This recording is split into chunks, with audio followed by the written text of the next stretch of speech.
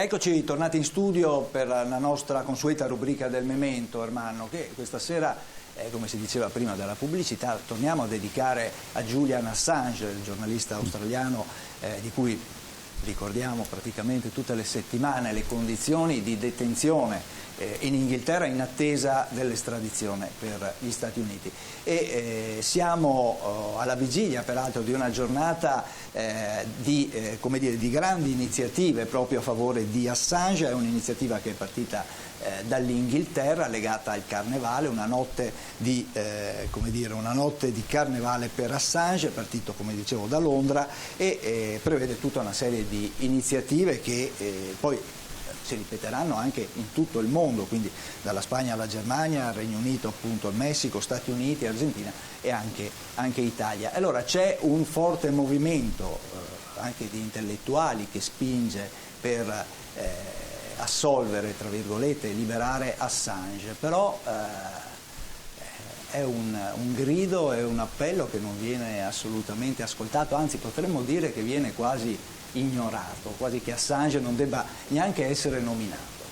Ma l'importante per gli americani, per gli Stati Uniti, per chi comanda questa operazione è che Assange rimanga comunque in galera, che stia in Inghilterra, che stia in America, per loro è indifferente, per cui questa indifferenza significa che gli Stati Uniti va bene questo tentennamento, perché comunque va a danno di Assange.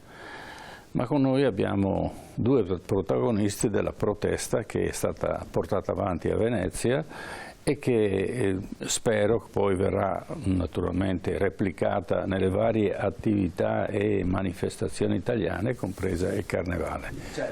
Certo, allora presento gli ospiti che sono con noi e ringrazio per essere tornati nei nostri studi, ringrazio Michele Gervasuti, buonasera, grazie di essere con noi, della Gervasuti Foundation appunto di Venezia, e saluto l'avvocato Giorgio Suppiei, buonasera avvocato, grazie anche a lei di essere con noi, è lo storico della cultura, della tradizione di Venezia. Allora ne abbiamo accennato la settimana scorsa parlando di Assange, di questa mostra che è stata ospitata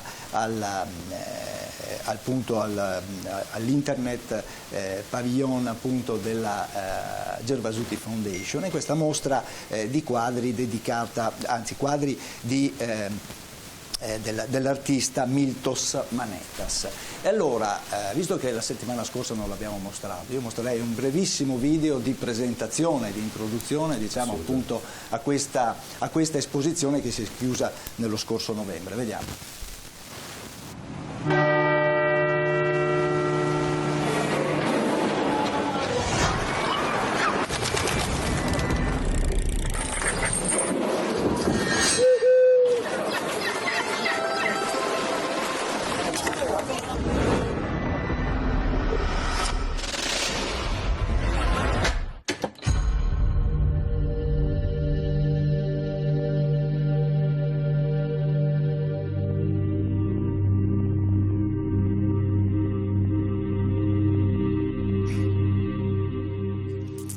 Ecco, allora Gervasuti ce lo vuole un po' spiegare? È molto importante questo video perché è stato montato da niente po' di meno che Howie B e curato da Jérôme Sans, che è considerato da tutta l'intelligenza dell'arte contemporanea, compreso Joseph Kossuth, i più difficili, diciamo, dell'arte contemporanea, considerano Jérôme Sans il più grande curatore diciamo di tendenza anche per i prossimi decenni.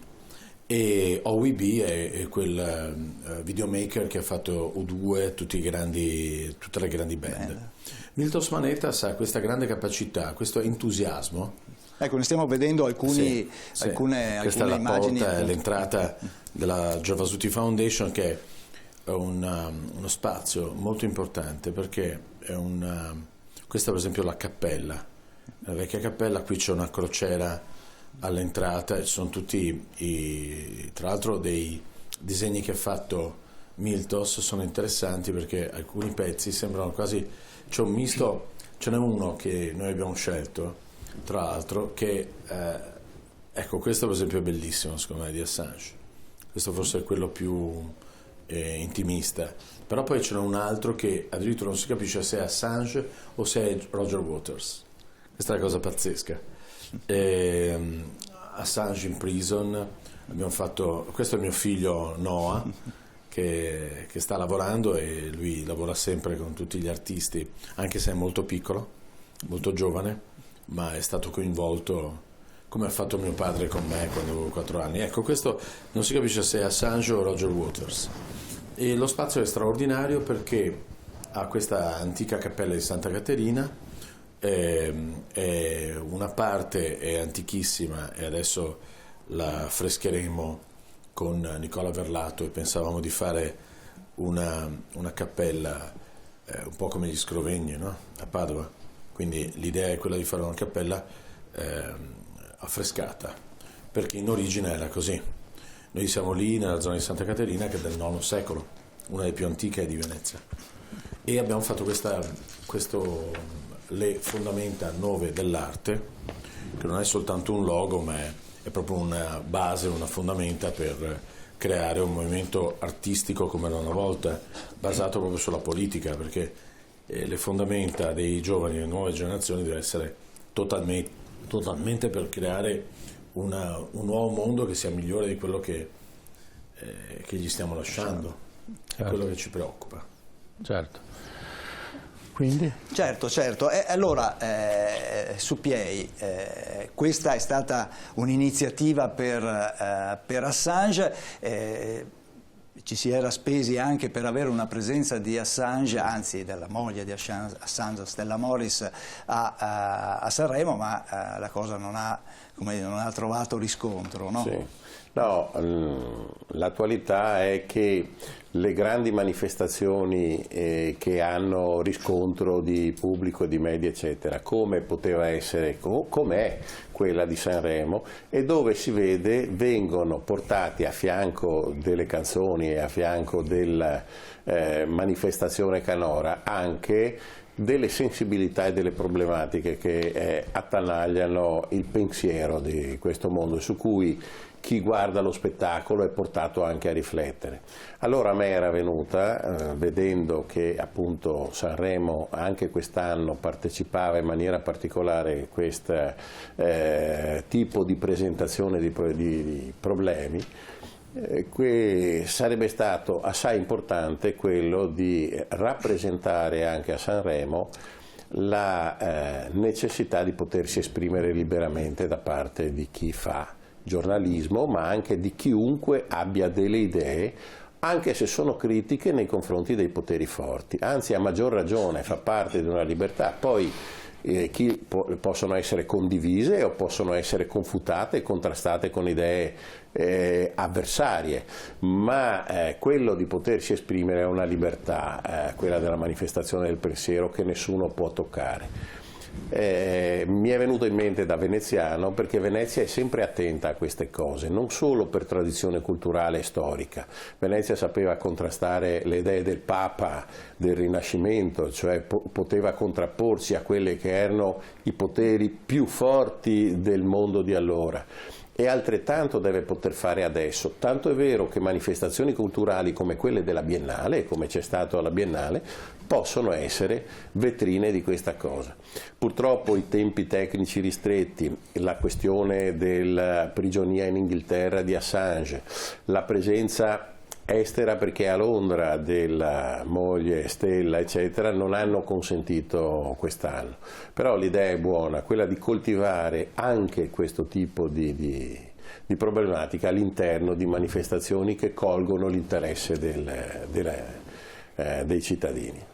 Ma ricordiamo adesso, visto che mi ha provocato, ricordiamo un attimo Venezia, perché proprio per questa sua libertà e totale, diciamo, scollegamento con i grandi poteri e questa libertà di mantenere una repubblica libera ha fatto sì che il Papa, la Francia, l'Austria e altri stati si sono alleati nella Spagna nella Lega di Cambrai, quindi tutta l'Europa contro Venezia, e Venezia alla fine ha vinto.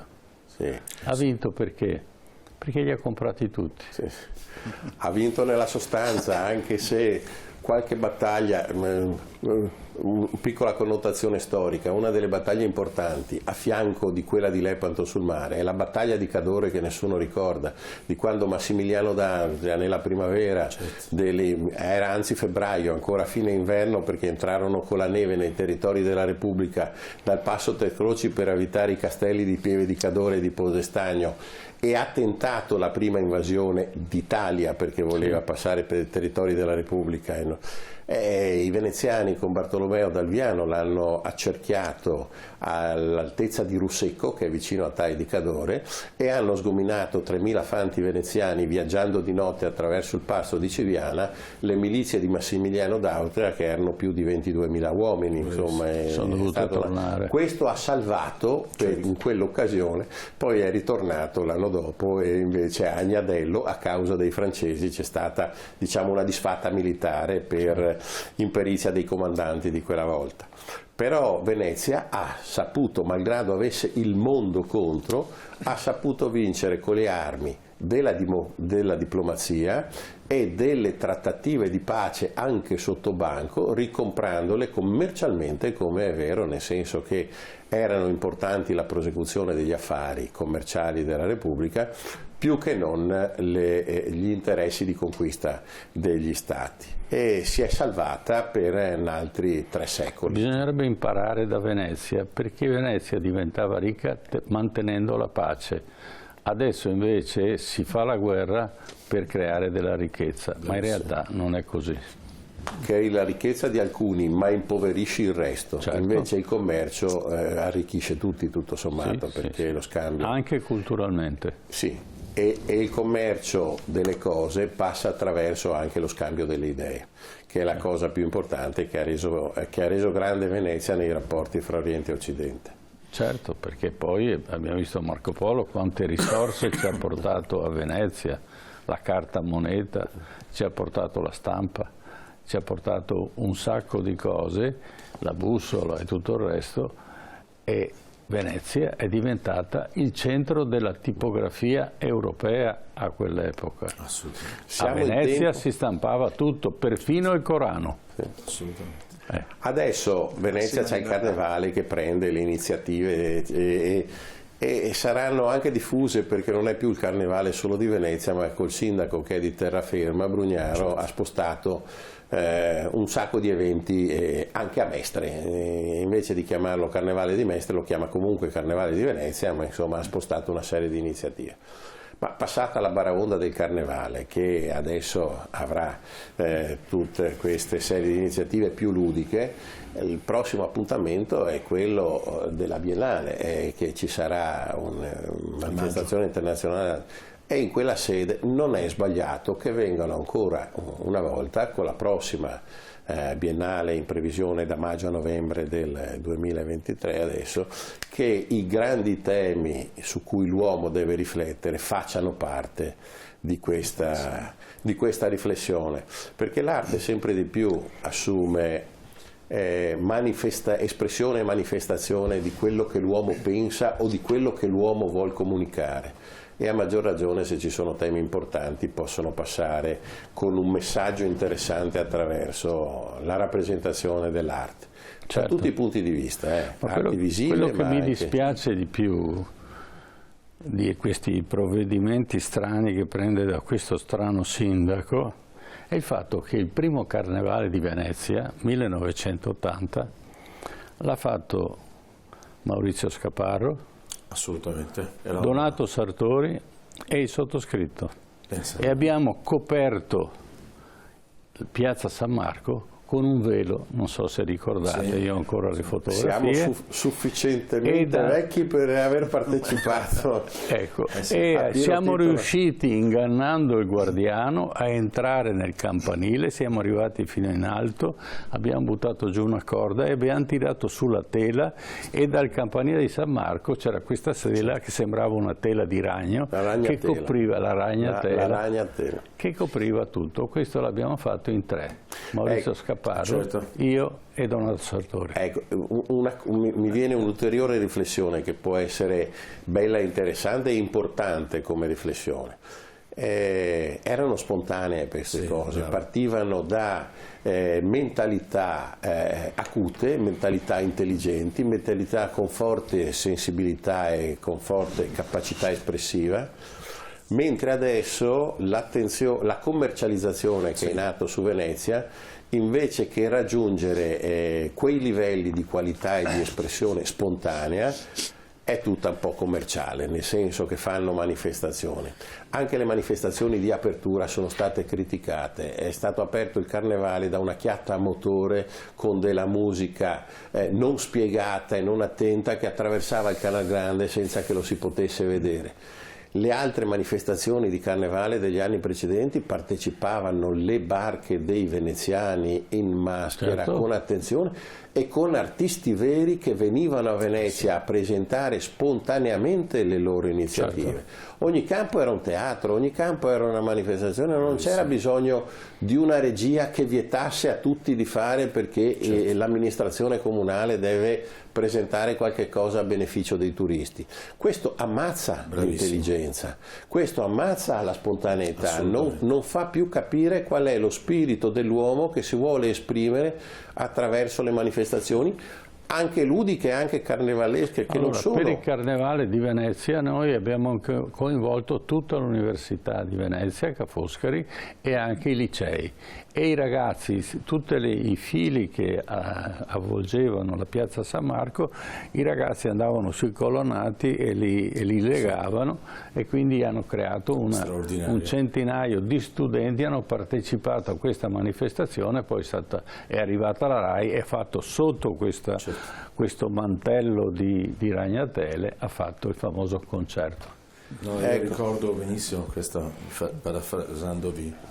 La cosa importante che avete detto è proprio questa. Io ricordo Scapparro perché poi con Bruno Tosi abbiamo lavorato e siamo andati anche al Festival dei Due Mondi a Spoleto da lui. E erano tutte molto spontanee, come diceva Giorgio e come diceva lei. Erano cose assolutamente estemporanee, spontanee e che avevano un successo internazionale assoluto, certo, perché non erano mercificate. E come dicevate voi, non c'era un burattinaio che cercava di manipolare e controllare, questa cosa del controllo sempre, no?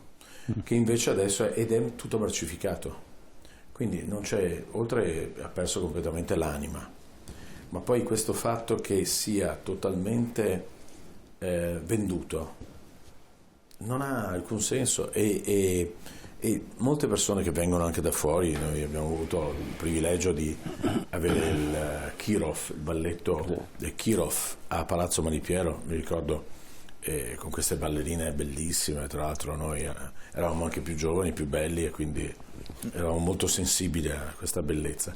Era ancora Unione Sovietica, era Leningrado, sono arrivate queste donne bellissime, tutti questi artisti in piazza San Marco, una cosa straordinaria. Avevamo fatto gemellaggio con Leningrado ed era tutto alla fine estremamente vero e di altissima qualità, altissimo livello. Oggi è tutto mercificato e è tutto dozzinale.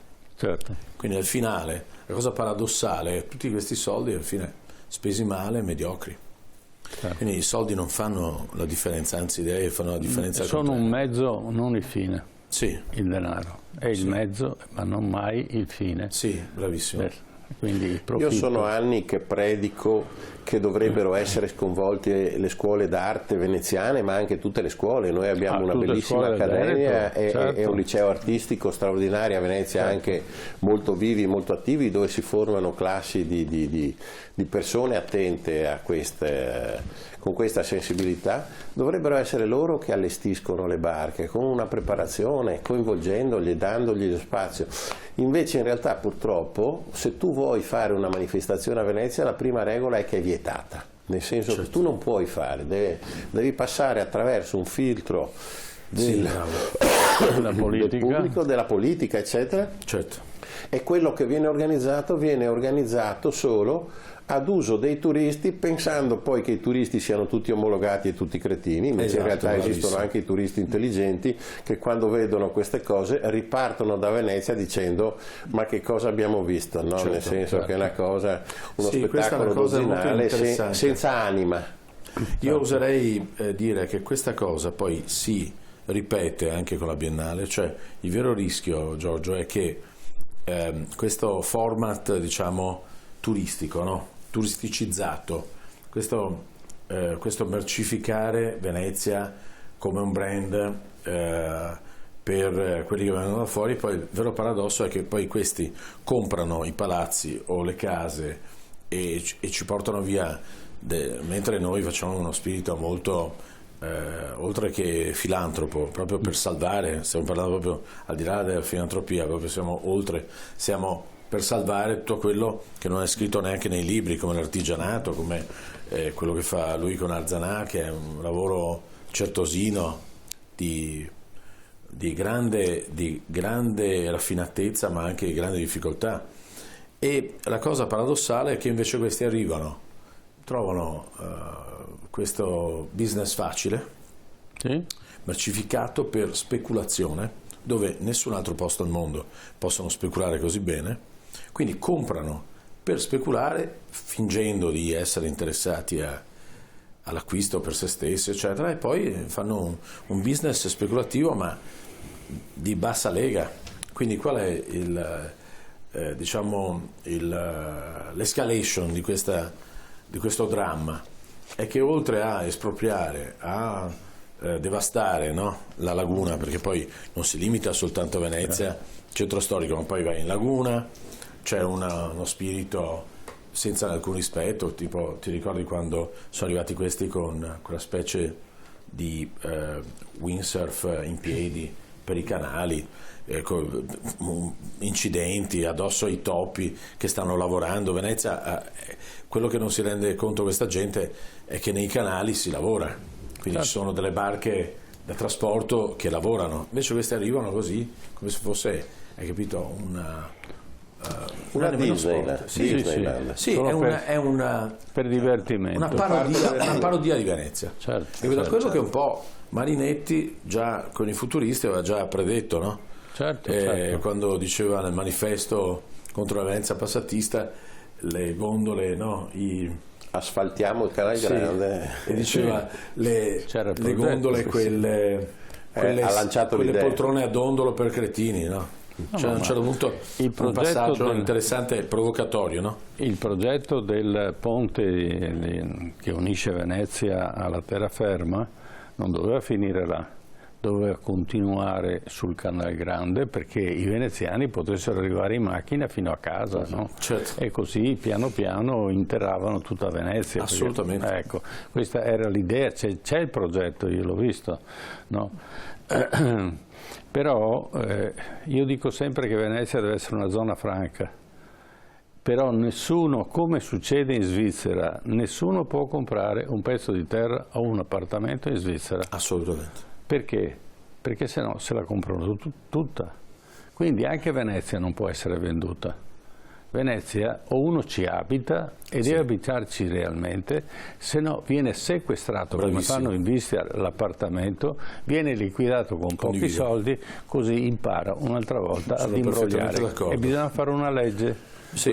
Allora con l'autonomia o l'indipendenza, speriamo, veneziana, indipendenza non vuol dire uscire dall'Italia, apparteniamo sempre al territorio italiano, però c'è una gestione diversa del territorio perché altrimenti Venezia viene ammazzata, è così come sta succedendo con il Veneto. C'è un recente spiraglio normativo per questa cosa che consentirebbe di fare una legislazione speciale per Venezia ed è quella della modifica del testo costituzionale che hanno aperto alle isole la possibilità, viste le situazioni specifiche, di poter nuovamente creare della legislazione speciale per i posti che sono speciali. Venezia isola, non Mestre, ma Venezia isola, può godere a pieno titolo di questa cosa, e io credo che sto già lavorando alla scrittura di una bozza di legge speciale che parta da questo nuovo riferimento normativo, che abbia come propria base di partenza proprio questa. Certo. La città deve essere posseduta, vissuta e abitata in primo luogo dai veneziani. E Se tu non sei veneziano, non ci vuoi vivere e abitare, non devi avere un accesso vero alla proprietà. Ci sono vari posti. La cittadinanza veneziana se vuole abitare a Venezia, e deve abitarci almeno 360 giorni. Assolutamente. Anche la Spagna per le Baleari ha già fatto una legislazione di questo genere. Ci sono vari posti del mondo soggetti alla speculazione esagerata, perché ben vengano le persone di fuori a Venezia, sono sempre arrivate nei secoli e ci mancherebbe altro. La linfa vitale di chi vuole venire, ama questa città e vuole goderne, deve essere aperta, non deve essere un numero chiuso. Ma questo numero chiuso deve avere delle regole che ti consentano di utilizzare e vivere la città se la vivi e la utilizzi, non se fai pura speculazione, che compri, fai, e la ricchezza che da lì prendi poi la porti via. Certo. Perché se quello che è grave che non viene... Comunque se non abiti la città non puoi avere una proprietà. Bravissimo. Questo questa è una base, un fondamento che dovrebbe essere il must della prossima legislazione speciale per Venezia, e è aperto lo spiraglio attraverso, siccome Venezia è un'isola, anche se mio nonno e le generazioni che lo hanno preceduto dicevano che se non ci fosse il ponte l'Europa sarebbe un'isola. E usavano questa battuta fra di loro, se non ci fosse il ponte. L'ha copiata dagli inglesi. Sì, un po' come gli inglesi, no? E quella volta se lo potevano permettere. Esatto. No, ma mi fa molto piacere, professore, che lei abbia detto questo, perché io mi scontro tutti i giorni, come anche Giorgio si scontrerà spesso, perché l'altro giorno cos'è che mi ha detto uno? Mi ha detto la tua superiorità morale, no? Ho detto ma per me è la normalità, cioè non è una questione di superiorità, cioè mi sono anche offeso e ho detto ma quale superiorità morale? Per me è normalissimo questo, cioè non capisco perché invece è proprio un approccio speculativo mentale che c'è, e che è un po' quello, come diceva lei, ci servono delle regole e delle leggi impopolari. Non bisogna avere paura perché poi sono impopolari solo per gli speculatori. Sì, però, capito? Sono molto popolari. In realtà, esatto. Perché va adesso io ho detto una cosa paradossale, però il punto è questo, perché ormai c'è una sorta di assuefazione verso accettare già passivamente, è un po' questo uno dei mali di Venezia e anche di altri posti, il fatto che c'è questa passività nell'accettare e subire quello che appunto dicevamo anche riguardo Assange, e fa parte di questa cosa dove molti sguazzano e alla fine non prendono non solo una posizione politica, ma neanche una questione morale, etica minima, e passi quasi per una mosca bianca, e invece sono sicuro che siamo in tanti a pensarla così. No, non c'è dubbio, ma allora faremo una puntata anche su questo punto, e se ci porta già un incipit su questa nuova regolamentazione o legge che regoli in maniera diversa Venezia per le esigenze che ha Venezia, e soprattutto quello che chiedo sempre, un progetto per la laguna, perché Venezia fa parte della laguna, ma la laguna, diciamo, è l'insieme dell'ambiente in cui vive Venezia. Grazie di essere intervenuti. Grazie a voi. Grazie come sempre. Ricordiamo ancora ai telespettatori che domani ci sarà questa serie di iniziative a favore di Assange, non dobbiamo dimenticare Stella, il nostro... tra l'altro la moglie di Assange ci ha risposto positivamente, voleva partecipare oggi anche nelle prossime puntate, ecco, volevo sottolinearlo. Grazie. Ha mandato una mail a Roger Waters dei Pink Floyd e difatti siamo in attesa di aspettare la risposta certo, del leader dei Pink Floyd.